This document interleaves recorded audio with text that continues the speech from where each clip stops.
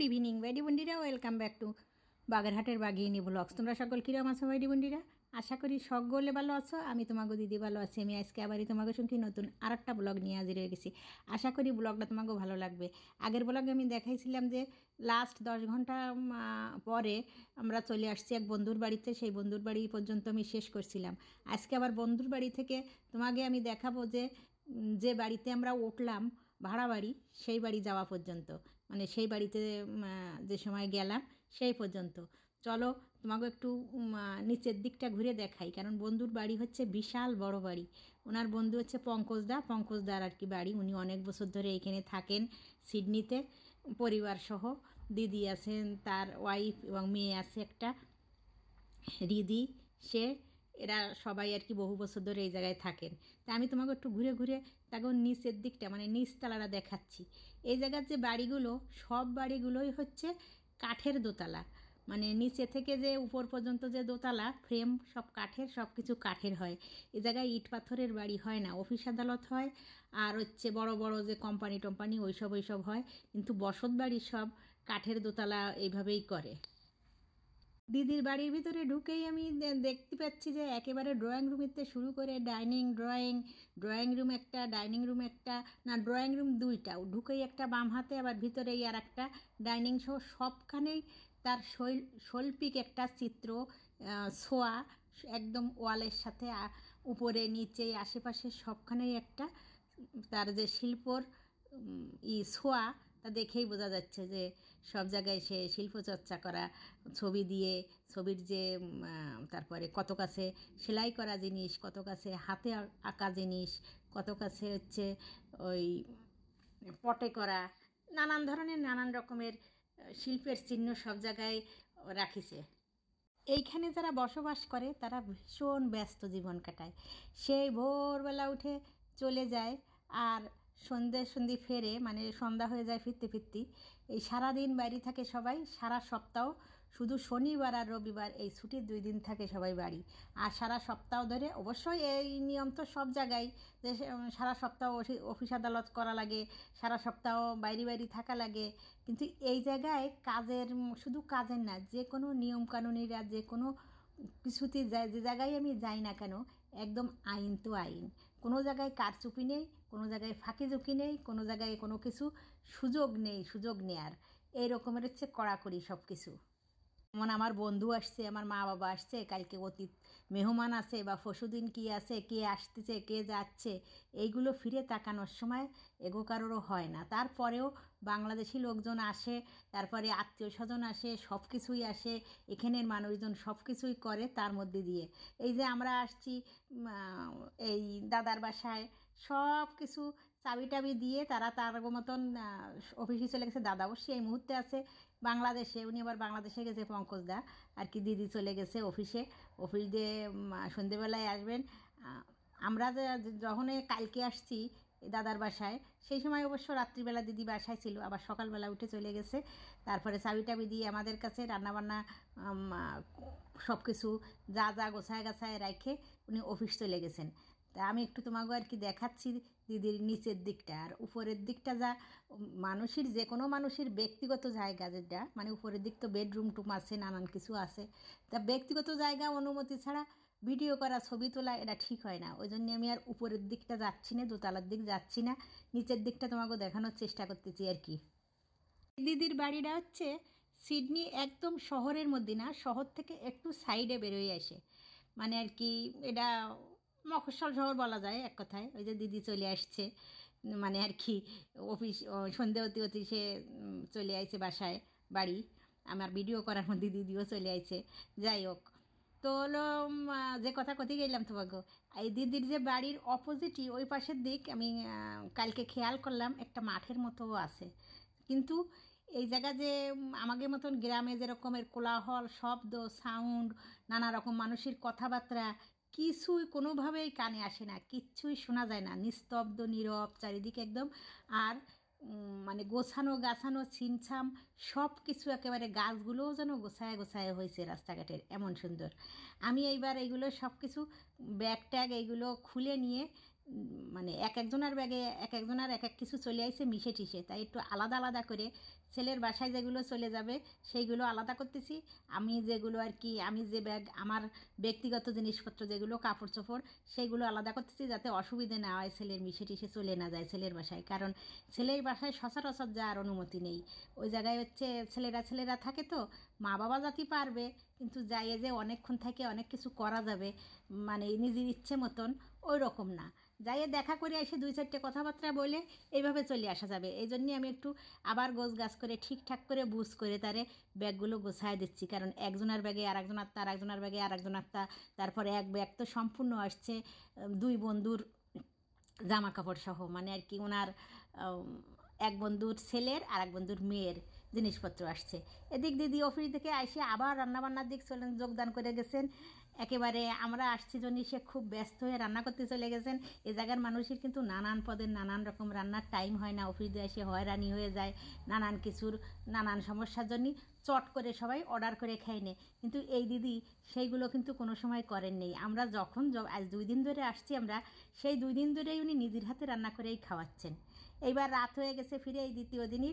কালকে সকালে আমি গোছগাছ করে রাখছি সব কিছু। সকালে আমি যাব আমাদের সেই ভাড়া বাড়ি, যে ভাড়া বাড়ি আমরা উঠবো আর কি। সকাল 7টার সময় মনে হয় যেন ভোর কুয়াশা, ঘন কুয়াশা এরকম একটা। এই চারিদিকটা তোমরা দেখো জানলার পরে কেমন ঘন কুয়াশা পড়িছে। আমাকে ওই পৌষ মাসের শীতকালে যেমন হয় ঘন কুয়াশা, ঠিক ওরকমের ঘন কুয়াশা পড়িছে। কিন্তু আমাদের ওই জায়গায় যেমন শীত পৌষ মাসে, তার থেকে অনেক অনেক বেশি শীতের জায়গায়। এমন করে হু হু করে ঠান্ডা বাতাস কানের মধ্যে ঢুকে যায়, একেবারে কান টান আটকে যায়। তারপরে আবার ওই যে হাত পা মনে হয় যেন বাতাসে একেবারে বরফ হয়ে গেছে, হাত পা যেটুকু ওই ফাঁকা থাকে। ওই জন্য হাত মোজা পা মোজা না পরে মানুষ বেশি শীত হলে পরে বাইরে বেরোয় না, এত প্রচণ্ড শীতের জায়গা পড়ে। তা আমি এখন যে শীত অনুভব করতেছি, এটা নাকি প্রচণ্ড শীত না, আরও শীত সামনে পড়বে। এতেই আমার যেমন কনকনে মনে হতেছে, এরপরে আরও শীত পড়লি আর কী হবে। আমরা ওই যে এবার বেরোয় পড়তেছি, দিদি অফিসে চলে গেছেন, পরের দিন সকালবেলায় আমরা বেরোয় পড়তেছি আমাকে এই ভাড়া বাড়ির উদ্দেশ্যে। সে ভাড়া বাড়ির আমরা যে বাড়ি যাচ্ছি সেটা হচ্ছে 7 দিনই 1 লাখ টাকা। 7 দিন আমরা থাকবো, 7 দিনই 1 লাখ টাকা অ্যাডভান্স করা হয়েছে, অর্ধেক অ্যাডভান্স করা হয়েছে। আর হচ্ছে পরে আবার আমরা যাওয়ার সময় দিয়ে যাব। কিন্তু এই যে 7 দিনই 1 লাখ টাকা, এইটাই নাকি কম ভাড়া। এর থেকেও নাকি অনেক অনেক বেশি ভাড়া চারিদিক চারিপাশে আসে, এইটাই নাকি কম ভাড়ায় পাওয়া গেছে শুনলাম। 7 দিনই সপ্তাহে 1 লাখ টাকা। আমরা যে বাড়ি আসবো সেই বাড়ি আমরা এই উবারে করে চলে আসি। সেই বাড়ির সামনে তোমরা যে দেখতেছো সিঁড়ি, ওই যে ঘরটা, এই রাস্তা চারিদিকে যে ঘুরে ঘুরে তোমাকে দেখাচ্ছি, এই আমি চলে আসি সেই আমরা যে বাড়ি আর কি উঠবো সেই বাড়ি। তা চলো তোমাকে বাড়ির ভিতরে নিয়ে যায়, চারিদিকটা তোমাকে দেখাচ্ছি একদম কিরম গোছানো গাছানো, গাছপালাগুলো গোছানো, রাস্তাঘাট গোছানো, ঘর বাড়িগুলো গোছানো। আর এ বাড়ি দোতলার, এ জায়গায় কোনো দোতলার উপরে বাড়ি নেই। আর যে চারিদিকটা দেখতেছো এটা হচ্ছে সম্পূর্ণ পাহাড়িয়া অঞ্চল। কোনো জায়গায় উঁচু পাহাড়ের উপর ঘর বাড়ি, কোনো জায়গায় আস্তে আস্তে আস্তে আস্তে ঢালুতে নামতে নামতে নামতে নামতে প্রচণ্ড ঢালুর নিচে ঘর বাড়ি এরকম হয়। আমাকে যেই বাড়িটা ভাড়া নিয়ে আসছে এটা হচ্ছে একটু ঢালুতে। এই যে সামনের দিকে এগোয়ে যাচ্ছি, এই যে সাদা রং করা বাড়িটা, এই বাড়িটা মানে পুরো ঘরটাই হচ্ছে 2 রুম ডাইনিং ড্রয়িং সহ একটা বাড়ি হচ্ছে ভাড়া নিচ্ছে। কারণ এত রুম এত পুরো বাড়ি ভাড়া নেওয়ার কারণ হচ্ছে বন্ধুর ছেলে আর আমাকে ছেলে 2 জন আসছিল, এই জন্যই যে আমরা 3-4 জন, সেই জন্য 2 রুম সহ ভাড়া নেওয়া হয়েছিল। কিন্তু পরে ওরা আবার বাসা ঠিক হয়ে গেল, ওই জন্য বাসায় চলে গেল, ওরা আর আসলো না আমাকে। তাই জন্যে আমরা ডবল বেডের মানে পুরো বাড়ি শুদ্ধ 2 জনেই থাকবো আর কি এরকমের। প্রথমে ঢুকেই দেখা যাচ্ছে যে এটা হচ্ছে ডাইনিং রুম, রান্নার কিচেন এবং ডাইনিং রুম একসাথে, ফ্রিজ, তারপরে হচ্ছে রান্নার চুলা, ওভেন, তারপরে ওই পাশে ওই ডিব্বা ডাব্বা কী কী যেন আছে সেগুলো দেখা যাচ্ছে। তারপরে এই ডিশ, ওই গ্রিল করার নিচে এই চুলা 4টে বার্নার চুলায় একবারে 4 রকম রান্না করা যাবে। 4টা বার্নার আছে চুলায়, ইলেকট্রিক চুলা আর কি। আবার হলো নিচে গ্রিল করার জন্য সেইটাও করে দেওয়া আছে, এই যে চুলার নিচেই গ্রিল টিল যদি কেউ করতে চায়, ফ্রিজ ট্রিজ সবই রেখে দেওয়া আছে দেখা যাচ্ছে। সুন্দর করে পরিষ্কার করে পরিপাটি করে রেখে দেয়া, সব কিছু একদম নিট অ্যান্ড ক্লিন। এই জায়গায় যা কিছু একদম আগে যে ভাড়াটিয়া ছিল কোনো সময় তার কোনো প্রমাণ নেই। এমন সুন্দর করে নিট অ্যান্ড ক্লিন করে রাখিছে, মনে হয় না যে এই জায়গায় কেউ কোনো সময় এসে থেকে গেছে। আসলে কিন্তু এই পুরো বাড়িটা উনি ভাড়া দেওয়ার জন্যই বানাইছেন। আর এই ভাড়া দেওয়াটাই হচ্ছে, উনি হচ্ছে একজন চায়না মহিলা, যিনি আমাকে আর কি বাড়িয়ালি ভাড়া দিছে আমার কাছে। ওই চায়না মহিলা হচ্ছে উনি, এই ভাড়া দিয়েই উনি, ওনার আর একটা ঘর আছে অপোজিটে, আমাকে ঘরের এই যে ভাড়া নেওয়ার অপোজিটের ঘরে আছে ওনার একটা ঘর, উনি সেই ঘরে থাকেন। আর এই সামনের ঘরটা বানাইছেন উনি ভাড়া দেওয়ার জন্য। এটা হচ্ছে ড্রয়িং রুম, একটা টিভি রাখা আছে ড্রয়িং রুমে, আর সোফা রাখা আছে। এটা হচ্ছে ড্রয়িং রুম, সামনে একটি উঠোন আছে। এই জায়গার সব বাড়ি টাড়ি করার সময় বাগান আর উঠোন এটা রাখাই লাগবে। এটা হচ্ছে তাদের নিয়মের মধ্যে পড়ে যে একটু গাছপালা লাগানোর জন্য সামনে বাগানের জন্য জায়গা ছাড়াই লাগবে, আবার উঠোনের জন্য জায়গা ছাড়াই লাগবে। যে ঘর বানাও বসবাস করো না কেন, এইটুক জায়গার তাকে আর কি ছাড় দিয়ে তারপরে ঘর বাড়ি করাই লাগবে। এটা হচ্ছে বাথরুম, একটা ওয়াশিং মেশিন, তারপরে হচ্ছে যা যা কিছু আর কি বাথরুমই রাখার দরকার সব কিছুই আছে। সব কিছু একদম নিট অ্যান্ড ক্লিন, যে জায়গায় যাবা না কেন তোমরা, যে জায়গায় দেখবা না কেন, সব কিছু পরিষ্কার পরিচ্ছন্ন, ঝাঁ চকচকে একেবারে বাথরুম।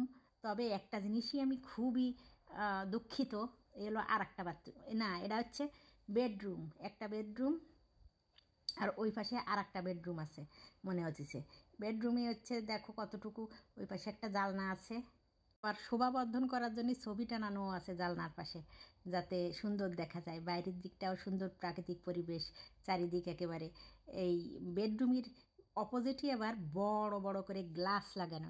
এই গ্লাস লাগানোর ব্যাপারটা কিন্তু আমার একটা বেশি পছন্দ না, যে একেবারে বসবো শোবো যা কিছু করবো না কেন গ্লাসের মধ্যে দেখা যাবে, এটা আমার কাছে বেশি একটা ভালো লাগে না। কি আর করার আছে, এখন দুটো তোয়ালে রাখা সুন্দর পরিপাটি করে। এই কিন্তু তোমাকে আর একটা ঘর দেখাচ্ছি, আর একটা বেডরুম এলো, আর একটা বেডরুম। ওই পাশ থেকে ঘুরে এসে এইটা হচ্ছে খাট, বড় বড় খাটই পাতানো, যে তিনজনও শোয়া যায় এত বড় চওড়া খাট। এইটা একটা খাট হচ্ছে একটু চিকুন, আর ওই পাশেরটা আরও চওড়া। আর এই যে অপোজিটে আর একটা ছোট্ট দরজা দেখা যাচ্ছে, ওইখানে হচ্ছে আর একটা বাথরুম আছে। ওই পাশের একটা বড় বাথরুম, ওয়াশিং মেশিন টেশিন রাখা, সব কিছু রাখা। আর এই পাশে হচ্ছে একটা ছোট বাথরুম, সেই ছোট বাথরুমেও সব কিছু আর কি না রাখা গেলেও স্নান টান বাথরুম টাথরুমের জন্য মোটামুটি কোনো সমস্যা নেই। একটা ছোট টেবিল রাখা, তার উপর একটা টেবিল লাইট, চার্জার, মাল্টিপ্লাগ, এগুলো সব রাখা। আর এই পাশে রান্নাঘরে কী কী আছে চলো দেখাই এবার তোমাকে। এই জায়গায় রান্নাঘরে দেখা যাচ্ছে যে শুধু আমার বাজার করে আনা লাগবে, কাঁচা বাজার, মাছ মাংস তরি তরকারি আর মশলা, এইগুলো আনা লাগবে। আর যা যা কিছু আমার রান্না করার জন্য মানে যা যা দরকার সব মোটামুটি মনে হচ্ছে এই জায়গায় সবই দিয়ে রাখিছে। শুধু বাজারে যাই আমার বাজার করে এনে রান্নাটা করা লাগবে, আর কিছু লাগবে না। টেম্পারেচার আমাকে মতো সহনশীল করে নিয়ে রুম হিটারে এইবার আমি সোয়েটার টোয়েটার সব পাল্টে নিছি। কারণ হচ্ছে সেই যে সিডনি এয়ারপোর্ট থেকে শুরু হয়েছে সোয়েটার মাফলার, রাস্তাঘাটে বাড়ি গাড়ির সমস্ত জায়গায় শীত আর শীত, শীত আর শীত। শুধুমাত্র যা রুমের মধ্যেই, ঘরের মধ্যেই রুম হিটার মানে টেম্পারেচার স্বাভাবিক করে যেরকম আমার দরকার সহনশীল করে সেইভাবে একটু থাকা যায়। আর তাছাড়া রুম হিটার বন্ধ করে বা জানলা খুলে দিলি বাইরে গেলি পরে আর কোনোভাবেই আর থাকা যায় না। এই যে গোলমরিচ, লবণ, তারপরে হচ্ছে নিচে দেখা যাচ্ছে তেলের শিশিও আছে, ওই গোলমরিচ আর লবণ ছিটিয়ে ছিটিয়ে ওরা যে রুটি মুটি খায়, বেশিরভাগ তো ওরা রুটি টুটি খায়, ছিটিয়ে ছিটিয়ে দে সেইগুলো ওই যে একটু করে করে ছিটিয়ে দিয়ে ওরা কী সব খাবার টাবার বানায় খায় তাই। আর অবশ্য ভেজিটেবল অয়েলও দেখা যাচ্ছে, স্প্রে অয়েলও দেখা যাচ্ছে। আবার এটা হচ্ছে পাতে খাওয়া লবণ, এইগুলো ওই লবণ তেল আর গোলমরিচ, এই হচ্ছে এরা মশলা রাখিছে, লবণ তেল গোলমরিচ জলের জগ। কিন্তু আমরা তো লবণ তেল আর গোলমরিচ এই তিনটে জিনিস দিয়ে রান্না শেষ করতে পারি না। আমাকে রাঁধতে গেলে তো নানান রকম মশলা লাগে। আমরা যেভাবে যা তরি তরকারি যা কিছু খাই তাতে লবণ তেল আর গোলমরিচই এই তিনটে জিনিসই আমাকে খাওয়া শেষ করতে পারি না, মানে আর কি আমাকে খাওয়া হয় না। বিশেষ করে ঝাল না, ঝাল মানে তেলের ঝালে যদি না হয় বাঙালিরা গিলতে পারে না কোনো জিনিস। এই জায়গায় কাঁচামরিচ, শুকনো মরিচটা অ্যাভেলেবেল দোকানে, কিন্তু কাঁচামরিচটা আমার চোখেই পড়তেছে না। আগে যে বাড়ি ছিলাম ওই বাড়িও দেখলাম যে ওরা কাঁচামরিচ খুব কম আনে, ওই শুকনো মরিচের ওই ভাইজে গুঁড়ো করা আর কি, ওটারে কী কয় ফ্লেক্স, ওই চিলি ফ্লেক্স যেটা, ওইটা ব্যবহার করে। এখানে রেখে দিচ্ছে এই যে কফি, আমার খুব ফেভারেট, গ্রান্ডাও সুন্দর, গ্রিন টি আর চিনি, কফিটা খুব আমি পছন্দ করি, এই বাইরের কফিটার ঘ্রাণটা খুব সুন্দর। 3টে পটে রাখিছে চিনি, কফি আর গ্রিন টি। আর দেখি এই জায়গায় কী কী রাখিছে, চলো দেখা যাক। নিচেরটাই হচ্ছে ছুরি কাঁচি কাটা কোটার সেই সমস্ত জিনিসপত্র। এইটাই রাখিছে কি ওই ধরাধরির যে ওই প্লাস্টিকের ফয়েল পেপার আর ধরতে হবে সেইগুলো। আবার এই জায়গায় হচ্ছে মগ, কাঁচের গ্লাস, তারপরে কাঁচের জার এইসব। আর এই জায়গায় চামচ, আবার ওই চপস্টিকও আছে। ছুরি, নানান পদের ছুরি রাখা আছে, যার যেমন যে কয়খান লাগবে যেরকম পদের সবই রাখা আছে। এই যে যারা কাঠি দিয়ে খাবে সে কাঠিও রাখা আছে। মানে যারা যেমন লোক যে দেশের থেকেই আসুক না কেন, তাকে কারো কোনো সমস্যা হবে না। আর এই নিচের দরজায় কী আছে চলো দেখা যাক। এ জায়গায় দেখা যাচ্ছে হচ্ছে ওই ওয়াশ করার সাবান টাবান, সেই সব ওই ডিশ ওয়াশের সাবান টাবান আছে। আর আছে হচ্ছে রান্নাবান্না করার পাত্রপত্র, ওই ফ্রাই প্যান, সসপ্যান, তারপরে হচ্ছে ওই গামলার মতন যেগুলো নানা পদের আর কি, নানান সাইজের নানান রকম জিনিসপত্র এই জায়গায় আছে। যে যেমন আর কি ব্যবহার করতে যার যেমন লাগবে সে তাই ব্যবহার করবে। সবগুলো এই জায়গায় রেখে দেওয়া আছে নানান সাইজেরটা। আর লোক যদি 10-12 জনও হয় তাতেও সমস্যা নেই, সেই 10-12 জনে রান্না করে খাওয়ার মতন বাসন কোসন এই জায়গায় রেখে দিছে সুন্দর করে, সব ধুয়ে টুয়ে সাজাইয়ে। শুধু বাজারটা আনতে হবে আর কি।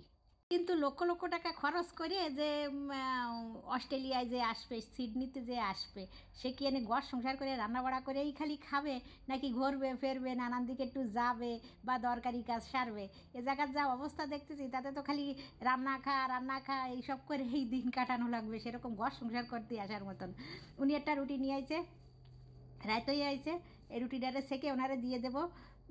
আর হচ্ছে বাজার যা লাগবে সেটা আজকে মোটামুটি না করে, ওই যে বন্ধুর বাসা থেকে আসছি আমরা, ওই বন্ধুর বাসা থেকে ভাত তরকারি নিয়ে আসিলাম, সেগুলো আমরা খাইছি একবার। আর এখন একটু রাত্রিবেলা রুটি সেকে নিয়ে খালি আমাগো আজকের দিন কেটে যাবে। বাজার কালকে সকালবেলা উঠে দেখা যাবে যে বাজার কী করা যায়। এই ইলেকট্রিক চুলোগুলো একটু প্রথমে গরম হতে সময় লাগে, কিন্তু পরে গরম হলে আর টাইম লাগে না রান্নাবান্না হতে।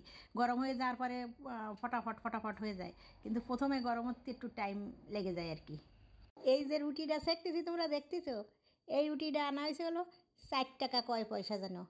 এই জায়গার $60 আর কি। $60 মানে কিন্তু আমাকে 400 টাকা। তাই একটা রুটি নিচে 400 টাকা দাম।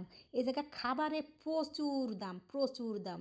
এই জন্যই যারা কোনো কাজে আসে, বিশেষ করে 2-1 মাসের জন্যে বা 15 দিনের জন্যও যদি কেউ আসে, অন্তত 1 সপ্তাহের বেশি হবে এরকম দিনের জন্য যদি কেউ আসে, তাহলে পরে তারা ওই বাইরের খাবার কিনে খাতে যায় না, এই প্রচণ্ড দাম জন্যে। তারা ওই একটু বাজার করে এরকম রান্নাবান্না করে সব কিছু করে খাতেই পছন্দ করে।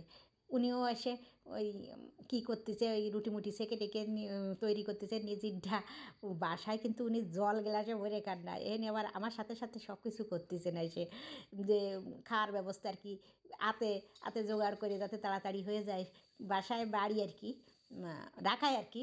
ওই সময় কিন্তু 1 গ্লাস জলও ভরে খেতে তার ইচ্ছে করে না, এমন অবস্থা। তবে এখানে যেমন নিট অ্যান্ড ক্লিন সব কিছু, রাস্তাঘাট, বাড়ি ঘর দুয়ার সব কিছু, এই যে আমরা যে বাড়ি ভাড়া নিচ্ছি সবখানে বাথরুম বলো, তারপরে এই যে কিচেন ঘর দুয়ার সব কিছু একদম ক্লিন করা। তারা এরকম সত্য দিয়েও রাখিছে, অনেক লিখে সত্য করে সব জায়গা আইন করে রাখিছে যে যেমন দিছি ঠিক তেমন ক্লিন করে রাখবা। আজকের ব্লগে এই পর্যন্ত ভাই বন্ধুরা, তোমরা সকলে ভালো থাও, সুস্থ থাও, সকল ভালো রাখো। আবার তোমাদের সাথে দেখা হবে আমার পরবর্তী ব্লগে, সেই পর্যন্ত সকলে ভালো থাও। আর যদি দিদির ব্লগটা ভালো লাগে তাহলে লাইক, শেয়ার, কমেন্ট, সাবস্ক্রাইব করে দিও, দিদির সাথে থেকো। আবার তোমাদের সাথে দেখা হবে। এই যে বাজার করার পরে রান্নাবান্না যেটুকু করলাম তোমাকে দেখা দিলাম, ডিম ভাত আর দুধ, সামান্য রান্না। এ জায়গায় আর মাছ মাংস অন্য কিছু বেশি কিছু রান্না করতে গেলে পরে অনেক রকমের মশলা লাগবে, অনেক রকমের ঝামেলা করা লাগবে। ওই জন্য আড়াআড়ি সোজাসুজি রান্না করেই শেষ করে দিচ্ছি আজকের মতো। আবার পরের দিন দেখা যাবে কি।